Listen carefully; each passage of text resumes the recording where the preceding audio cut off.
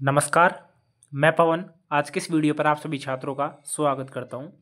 फिलहाल आप सभी छात्रों के लिए जो पटवारी भर्ती है यानी कि पटवारी सीधी भर्ती है उसके लिए नोटिफिकेशन है वो जारी हो चुका है। जैसा कि यहाँ पर आप स्क्रीन पर देख भी सकते हो 2025 के लिए नोटिफिकेशन है वो जारी हो चुका है।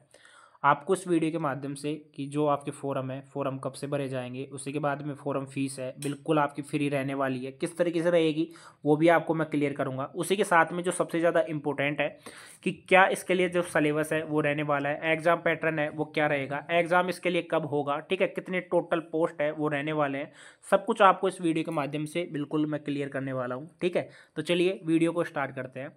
सबसे पहले आप यहाँ पर स्क्रीन पर देख भी सकते हो, ठीक है, टोटल पदों का विवरण है वो यहाँ पर दे भी रखा है कि कुल 2020 पद रहने वाले हैं, जिसमें कि आपके गैर अनुसूचित जनजाति के 1733 पद रहेंगे, अनुसूचित जाति के आपके 287 पद है वो रहेंगे, यानी कि टीएसपी एंड नॉन टीएसपी यहाँ पर रहने वाला है। उसी के बाद में ऑनलाइन आपके फोरम है वो स्टार्ट होने वाले हैं। उसी के साथ में यहाँ पर जो दिशा निर्देश है बिल्कुल दे रखे हैं, एक एक पॉइंट यहाँ पर आप स्क्रीन पर देख भी सकते हो।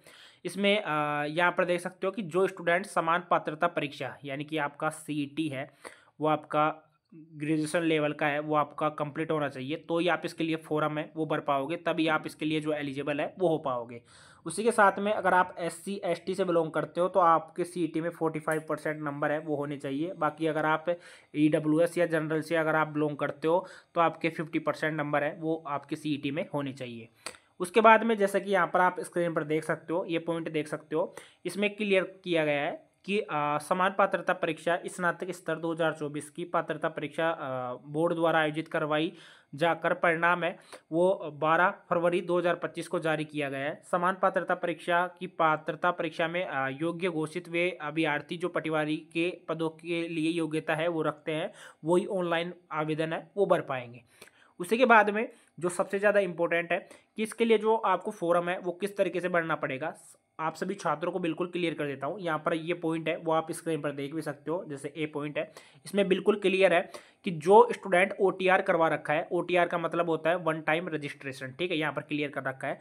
अगर आपका OTR हो रखा है, क्योंकि मुझे पता है कि आप में से जो मोस्टली स्टूडेंट है सभी अगर पटवारी भर्ती के लिए अप्लाई करोगे तो ऑफकोर्स आपने सीईटी के लिए अप्लाई किया होगा और सीईटी में आपका OTR चला था वन टाइम रजिस्ट्रेशन, यानी कि इसके लिए आपका कोई भी पैसा है वो नहीं लगेगा। अगर आपका ऑलरेडी OTR हो रखा है तो आप इसमें किसी भी तरीके का पैसा है वो आपका नहीं लगने वाला है, फ्री में ही आप जो फॉर्म है वो भर पाओगे। ठीक है, नेक्स्ट आपको मैं क्लियर कर देता हूँ कि इसमें जो सैलरी रहेगी, सैलरी क्या रहने वाली है, साथ में फॉर्म भरते समय क्या क्या डॉक्यूमेंट्स लगेंगे, डॉक्यूमेंट्स का यहाँ पर क्लियर कर रखा है। जैसे कि यहाँ पर आप स्क्रीन पर देख भी सकते हो, यहाँ पर कंप्लीट जो पॉइंट है वो क्लियर कर रखे हैं, तो इन पॉइंट्स को आप पढ़ भी सकते हो। यहाँ पर जानकारी दे रखी है कि SSO ID से ही आपको आवेदन है वो करना पड़ेगा, SSO ID से ही आपको फॉर्म है वो भरना पड़ेगा। वीडियो को आपको कंप्लीट देखना है क्योंकि कंप्लीट जानकारी आपको इसी वीडियो के माध्यम से देखने को मिल जाएगी। ठीक है, आवेदन को ऑनलाइन आवेदन करते पश्चात ऑनलाइन आवेदन पत्र क्रमांक है वो आवश्यक रूप से प्राप्त आपको होगा, ये सब कुछ आपको ध्यान में रखना होगा। ठीक है, जो इंपॉर्टेंट चीज़ें हैं वो आपको यहाँ पर मैं क्लियर करते हुए चलूँगा। वैसे इसके लिए जो फीस लगती है आपकी, वैसे अगर आप OTR कर रखा है तो आपका कुछ भी पैसा है वो नहीं लगेगा। ठीक है, अगर आपके नहीं किया होता तो आपके 600 रुपये है वो लगते। ठीक है, बाकी जो अनुसूचित जनजाति है साथ में समस्त जो दिव्यांग स्टूडेंट है उनकी 400 रुपये है वो आपके लगते हैं। इसी के बाद में नेक्स्ट जो इंपॉर्टेंट है पदों की संख्या है वो बिल्कुल यहाँ पर क्लियर कर रखा है। ये PDF मैं आपको टेलीग्राम पर सेंड कर दूंगा, टेलीग्राम का लिंक मैंने डिस्क्रिप्शन बॉक्स में दे रखा है, तो सभी छात्र है वो जाकर वहाँ पर ज्वाइन है वो कर सकते हो। ठीक है, कमेंट बॉक्स में भी मैं पिन कर दूंगा, तो वहाँ पर जाकर भी आपको एक तरीके से ज्वाइन है वो कर लेना है। उसी के बाद में जो इम्पोर्टेंट है, देखो यहाँ पर जो स्टूडेंट जो भूतपूर्व जो सैनिक वगैरह रहेंगे उनको यहाँ पर कुछ छूट है वो दी जाएगी, जो कि यहाँ पर आप स्क्रीन पर देख भी सकते हो। उसके बाद में जो इम्पोर्टेंट रहेगा वो आपको मैं क्लियर कर देता हूँ कि जो उत्कृष्ट जो खिलाड़ी रहते हैं, यानी कि जिन्होंने NCC वगैरह NSS वगैरह स्काउट वगैरह सर्टिफिकेट है, तो उनको भी यहाँ पर छूट दी जाएगी। किस तरीके से दी जाएगी वो यहाँ पर आप स्क्रीन पर देख भी सकते हो। ठीक है, यहाँ पर बिल्कुल एक एक पॉइंट अच्छी तरीके से क्लियर कर रखा है। जो इम्पोर्टेंट है वो यहाँ पर मैं आपको बताते हुए चल रहा हूँ। अब इसमें यहाँ पर आप देख सकते हो कि ऑनलाइन आवेदन में भरे गए खेल प्रमाण पत्र की सूचना को ही स्वीकार किया जाएगा। इसके अतिरिक्त अन्य खेल प्रमाण पत्र, मिसमैच खेल प्रमाण पत्र यानी कि फर्जी को खेल प्रमाण पत्रों की सूचना को मान्य नहीं किया जाएगा। ऐसी अभ्यर्थियों को अपात्र ठीक है, घोषित है वो कर दिया जाएगा। ये ध्यान में रखना, सबसे ज़्यादा इंपॉर्टेंट है कि आपका जो खेल सर्टिफिकेट है या गेम सर्टिफिकेट है वो आपका पास में ओरिजिनली है वो होना चाहिए।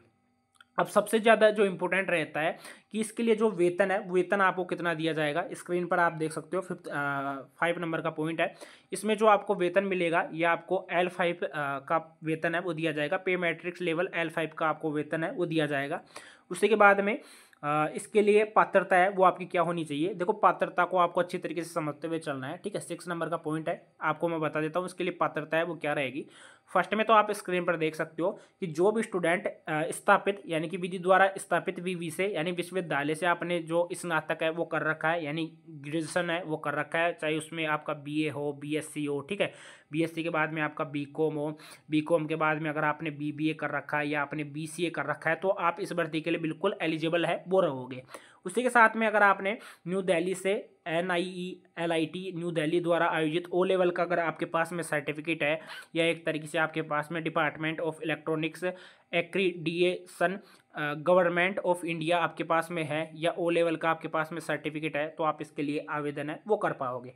उसी के साथ में जो नेक्स्ट इंपॉर्टेंट है, देखो यहाँ पर जो आपकी एलिजिबिलिटी है उसको लेकर बिल्कुल क्लियर कर रखा है, एक एक पॉइंट यहाँ पर दे रखा है। जिस तरीके से यहाँ पर देख भी सकते हो कि राजस्थान सरकार द्वारा मान्यता प्राप्त एक पॉलिटेक्निक संस्था से आपका कंप्यूटर साइंस में इंजीनियरिंग में 3 साल का डिप्लोमा है वो आपके पास में है तो भी आप अप्लाई कर पाओगे। या भारत में विधि द्वारा स्थापित विश्वविद्यालय सरकार द्वारा मान्यता प्राप्त संस्थान में इंजीनियरिंग एवं तकनीकी किसी भी ब्रांच में आपके पास में डिग्री है तो भी आप इसके लिए अप्लाई है वो कर पाओगे।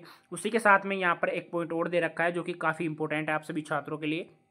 यहाँ पर आप देख सकते हो, ये पॉइंट आप देख सकते हो कि राजस्थान कॉलेज कॉरपोरेशन लिमिटेड के नियंत्रण में वर्धमान महावीर और खुला विश्वविद्यालय यानी कि VMU द्वारा कोटा द्वारा आयोजित Rajasthan state certificate in information technology यानी कि RSCIT का कोर्स का प्रमाण पत्र है वो भी आपके पास में हो तो आप इसके लिए आवेदन है वो कर पाओगे, ठीक है। ये आपकी एलिजिबिलिटी है जो कि यहाँ पर मैंने आप सभी छात्रों को स्क्रीन पर क्लियर कर दिया है। उसी के साथ में यहाँ पर एक पॉइंट को आपको देखना है, ठीक है। ये देख सकते हो कि ऑनलाइन आवेदन की जो शैक्षणिक योग्यता के सेक्शन में शैक्षणिक योग्यता स्नातक व कंप्यूटर योग्यता एवं दस्तावेज अपलोड किए जाने आवश्यक है। यदि आप द्वारा वांछित शैक्षणिक योग्यता प्राप्त की जा चुकी है तो अंतिम वर्ष की अंकतालिका या डिग्री या डिप्लोमा या प्रमाण पत्र को आपको अपलोड करना होगा।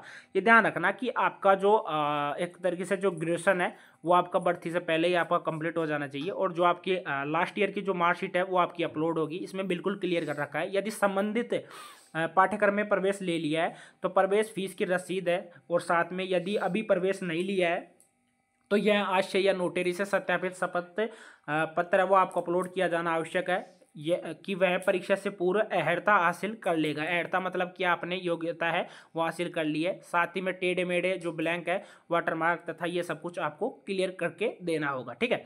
यहाँ पर बिल्कुल क्लियर कर रखा है, ठीक है। उसी के बाद में देखो यहाँ पर भी आप स्क्रीन पर भी देख सकते हो, वैसे तो मैंने यहाँ पर आपको बता भी दिया है, वैसे ये नोट में बिल्कुल क्लियरली दे भी रखा है कि इस भर्ती हेतु निर्धारित शैक्षणिक योग्यता के अंतिम वर्ष में सम्मिलित होने वाले या सम्मिलित हो रहे अभ्यर्थी आवेदन कर सकेंगे परंतु निर्धारित शैक्षणिक योग्यता इस भर्ती की परीक्षा तिथि से पूर्व अर्जित करनी अनिवार्य होगी, ठीक है।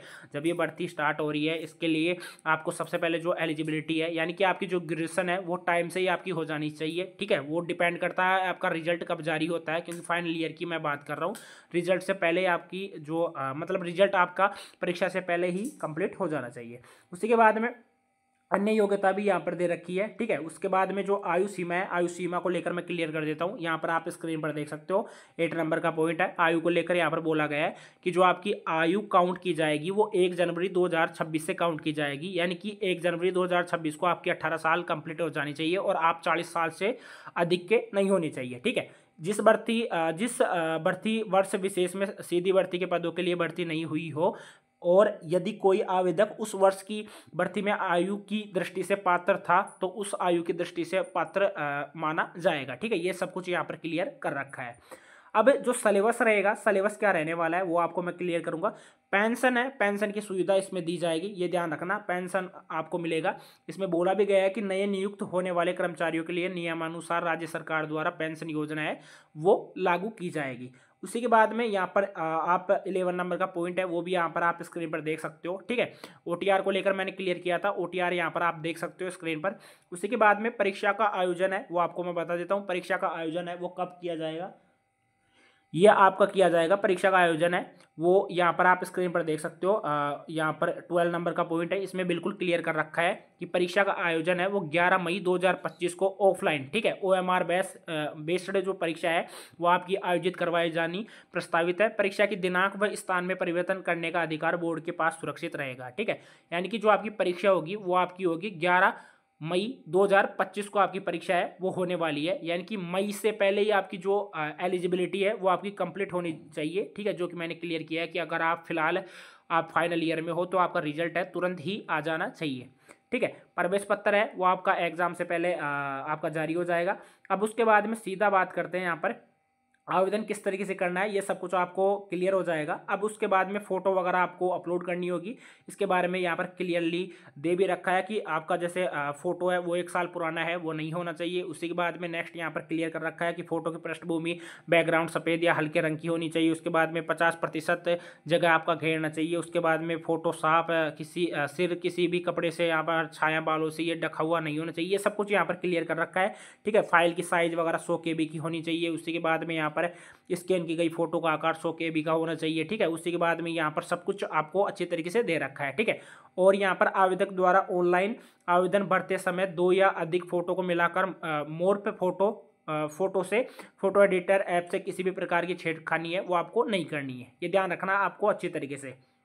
कोई प्रॉब्लम होगी बिल्कुल आप कमेंट बॉक्स के आधार से पूछ सकते हो। साथ में आपको टेलीग्राम पर मतलब साथ में आप टेलीग्राम से पूछ लेना, या आपको इंस्टाग्राम पर भी जो लिंक है वो आपको मिल जाएगा। उसके बाद में यहाँ पर फॉर्म वगैरह भरते समय आपको इन चीज़ों का ध्यान में रखना होगा। जैसे कि यहाँ पर मैं आपको बता देता हूँ कि आवेदक द्वारा ऑनलाइन आवेदन भरे जाने की अवधि के दौरान अपने ऑनलाइन आवेदन में संशोधन किया जा सकेगा, जिसके लिए 300 रुपये आपके लगेंगे। उसी के बाद में जो कंप्लीट जानकारी है वो यहाँ पर आप देख भी सकते हो, ठीक है। और नेक्स्ट आपको मैं बता दूं कि ऑनलाइन आवेदन प्रक्रिया है वो आपकी जैसे कि मैंने बता भी दिया कि वो आपकी स्टार्ट हो जाएगी। उसके बाद में एग्ज़ाम का मैंने बता दिया, मई में आपका एग्ज़ाम होगा। अब बात करते हैं डायरेक्ट जो सिलेबस है, सिलेबस इसके लिए क्या रहने वाला है। सिलेबस को लेकर मैं आपको क्लियर भी कर देता हूँ। ये आप यहाँ पर आप स्क्रीन पर देख सकते हो, सिलेबस इसके लिए ये रहने वाला है। इसमें फर्स्ट में तो आप यहाँ पर देख सकते हो, ठीक है, 22 नंबर का पॉइंट है, इसमें आप क्लियरली देख सकते हो। एक एक पॉइंट आपको मैं बताते हुए चलूंगा। देखो आपका टोटल 300 नंबर का पेपर है वो होने वाला है। टोटल 150 क्वेश्चन है वो आपके आएंगे। उसके बाद में अप्रोक्स वेटेज है वो आपका 100 नंबर का रहेगा। फर्स्ट में तो आप देख सकते हो कि जनरल साइंस है, हिस्ट्री है, पॉलिटी है, geography of India, general knowledge and current affairs है वो आपके आएंगे। ये इनके जो क्वेश्चन रहेंगे टोटल 38 क्वेश्चन रहेंगे और 76 मार्क्स के आपके रहने वाले हैं। उसके बाद में नेक्स्ट ज्योग्राफी है, हिस्ट्री है, culture and polity of Rajasthan आएगी, जो कि जिसके 30 क्वेश्चन आएंगे, ठीक है, 60 नंबर के आएंगे। उसके बाद में जनरल इंग्लिश है और साथ में हिंदी है, ये आपके 22 क्वेश्चन आएंगे। साथ ही में ये 44 नंबर का आएगा। उसके बाद में mental ability and reasoning basic numerical efficiency आपकी आने वाली है, ये आपके 45 क्वेश्चन आएंगे जो कि 90 नंबर के आने वाले हैं। उसके बाद में बेसिक कंप्यूटर आपका आएगा, ये आपके 15 क्वेश्चन आएंगे जो कि 30 नंबर के रहने वाले हैं, ठीक है। ये कंप्लीट जानकारी है वो यहाँ पर मैंने आप सभी छात्रों को क्लियर है वो कर दी है, जो कि यहाँ पर आप स्क्रीन पर देख भी सकते हो। उसी के बाद में जो इम्पोर्टेंट है वो आपको यहाँ पर मैं बता देता हूँ। देखो यहाँ पर क्लियर कर रखा है, यहाँ पर आप स्क्रीन पर देख सकते हो कि the marks obtained by a candidate in examination will be counted for determining their order of merit, ठीक है। मेरिट में आपके मार्क्स है वो काउंट होंगे। साथ ही में आपको मैं बता दूं कि इसमें there shall be negative marking है 1/3 है वो आपकी रहने वाली है, ठीक है, पर रॉन्ग आंसर के हिसाब से। उसके बाद में मल्टीपल चॉइस क्वेश्चन है वो ऑब्जेक्टिव टाइप है वो आपसे पूछे जाएंगे। सिलेबस यहाँ पर दे रखा है जो कि आप कंप्लीटली देख सकते हो, हिंदी इंग्लिश में क्या रहेगा। उसके बाद में ज्योग्राफी में है वो आपका क्या रहने वाला है, ये देख सकते हो कि राजस्थान के इतिहास है, ये सब कुछ आपका सिलेबस है वो रहने वाला है, जो कि यहाँ पर आप स्क्रीन पर देख भी सकते हो। सकते हो। हिंदी में भी आपका क्या रहेगा, उसके बाद में मेंटल एबिलिटी एंड रीजनिंग में जो सिलेबस है वो क्या रहने वाला है, कंप्लीट जानकारी यहाँ पर आप स्क्रीन पर देख सकते हो। ठीक है, ये PDF मैं टेलीग्राम पर सेंड कर दूंगा। टेलीग्राम का लिंक मैंने डिस्क्रिप्शन बॉक्स में दे रखा है, तो जिस भी स्टूडेंट ने ज्वाइन नहीं कर रखा है तो आप ज्वाइन कर सकते हो। साथ में आप सभी छात्रों को मैं बोलना चाहूँगा कि जिस भी स्टूडेंट ने, ठीक है, जिस भी स्टूडेंट ने अभी तक चैनल को सब्सक्राइब नहीं किया है तो क्या कर रहे हो, चैनल को जाकर आप सब्सक्राइब कर सकते हो। ठीक है, नीचे आपको व्हाइट है या ब्लैक आपको जो बटन दिखाई दे रहा है उसके ऊपर आप क्लिक करके चैनल को सब्सक्राइब कर सकते हो। ठीक है, बाकी कोई प्रॉब्लम होती है कमेंट बॉक्स में कमेंट करके आप पूछ सकते हो। आज के लिए इतना ही। जय हिंद, जय भारत।